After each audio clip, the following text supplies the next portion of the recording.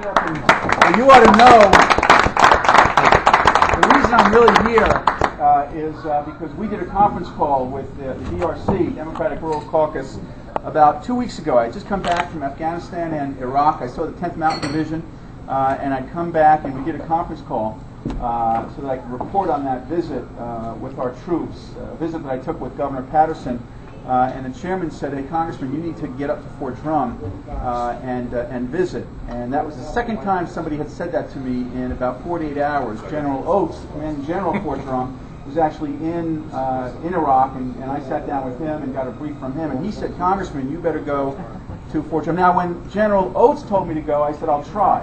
But when the chairman said, I did it. So I want you to understand who outranks who. I'm just going to talk for less than 3 minutes because I know you're busy and I don't want to hold you up. And also because I've learned the lesson of the importance of brevity. I want to tell you one of my most favorite stories about why all politicians just need to take 3 minutes and then move out to other things.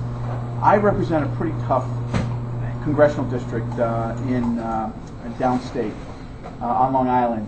Even the fourth graders are rough in my district. Here's what I mean. I try and go to a school once a week and talk to kids and speak to teachers, because everything I need to know and understand about federal educational policy I don't learn from a hearing or a briefing. I learn by showing up in schools and seeing what's happening in classrooms.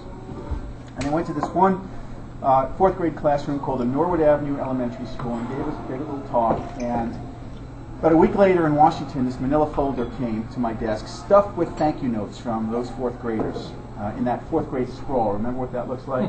And one was so wonderful that I saved it and I framed it and I hung it up in my office. It says, again in that fourth grade penmanship, "Dear Congressman Isreal, thank you for coming to Norwood Avenue School. Thank you for coming to my class. Thank you for talking about your job. Thank you for talking about Congress. Thank you for talking about Washington. Thank you for talking about the issues. Thank you for inviting me to the White House. My mother said I can't go. Thank you for talking about energy. Thank you for talking about recycling. Thank you for talking about everything. You were very interesting. I hope you will come back soon. Sincerely yours, your pal Jeffrey. P.S. You spoke so long you made us miss recess." So let me just make 2 points, or 3 points. First, Senator Aubertine, I think, had to leave. Do you know how lucky you are to have Senator Aubertine representing you? He is amazing. He doesn't, like the chairman, not only does he not take no for an answer, he doesn't even take yes for an answer. We just sat down and I told him about this $1 trillion stimulus that Congress is contemplating.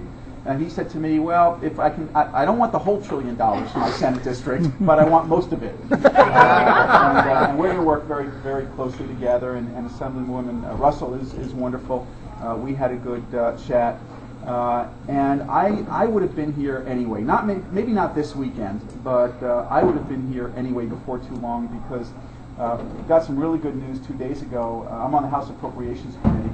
That's the committee that spends all your money, most of your money. And I was just named to the Military Construction Subcommittee of Appropriations. So we fund all of Fort Drum. We fund military housing and military health care and infrastructure and all the fixed installation facilities. And so I come as not a new friend, because I've traveled here before, maybe not an old friend, but as a friend who intends to be here frequently in the future. Maybe I'll be here as a senator representing the whole state of New York. We'll see. Maybe I'll be here as a member of the House Appropriations Military Constructions and VA Subcommittee. But in either capacity, I will be back, which leads me to my third point, and maybe the most important point. While we are here enjoying this beer and our wine, the 3rd Brigade Combat Team, the Spartans, are preparing to deploy to, Go Spartans, are preparing to deploy to Afghanistan. I'm a Harry Truman Democrat. I believe that we have an obligation to have robust defense budgets and to support our military and their families. That should be our first priority. You know, we live in a country that gives us the right to agree with the decision to go to war. You have the right to disagree. You have the right to remain silent. But nobody has any right to forget the members of the 3rd Brigade Combat Team, 800 of them, who are preparing to go to some very dangerous and cold places in Afghanistan. So no matter what your politics are, no matter where you've been or where you're going, I know that our principal thought and the value that we all share as Democrats is the obligation that we have to support our troops and their families and our veterans. That's something that is one of my principal values, has been in the United States House of Representatives, always will be, no matter where my career takes me or what decisions the governor makes. And I want you to know that irrespective of the politics, I will be your partner and part of the family of Fort Drum and part of the political establishment in Jefferson County so that we can improve our community and continue to support our military and their families. So God bless you, God bless our nation, God bless America, and God bless our military families and our troops. Thank you all very much.